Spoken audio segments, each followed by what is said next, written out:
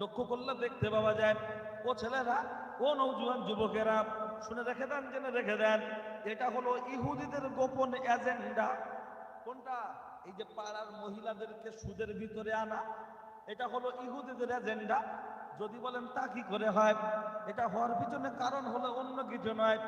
এমনি আলুর খোলা আমরা কেউ খাই না, কিন্তু চপের ভিতরে দিলে বড় আব্বা, মেজ আব্বা, ছোট আব্বা কেউ বাদ দেয়।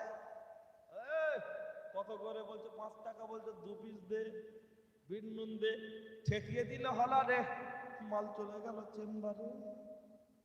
দুটো খেয়ে বলছে মারাত্মক ব্যাপার, আর দুটো দে।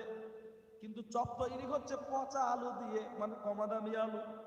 যারা বেশি বেশি চপ তৈরি করে দেখবেন, আলু সিদ্ধ করে এই হামানদিস্তার যে লোহাটা থাকে না, লাঠি মতো, ওটা দিয়ে মারছে, ফ্রাং করে বেরিয়ে গেল। কি কি বোম নাকি? বলছে না হুজুর, পচা পচা। হ্যাঁ, কিন্তু মৃত্যু বাড়িতে মারা গেছে মানুষ, হঠাৎ তাড়াতাড়ি রান্না করতে হবে, আলু চাপিয়ে দিচ্ছে ছেলে নেই। বলছে না, মানসিক জাত না, 2 তলা বাড়ি, আলু ছিল। অথচ ওখানে আলু রান্না হচ্ছে ভালো আলু, দামি আলু, কিন্তু তারপরেও সে আলু আমরা খোলা খাচ্ছি না, কিন্তু চপের ভিতরে দিলে আমরা কেউ বাদ দিচ্ছি। এই যে পাড়ায় পাড়ায় বউদের যে ঢকিয়ে দেয়া হলো লোন, লোন,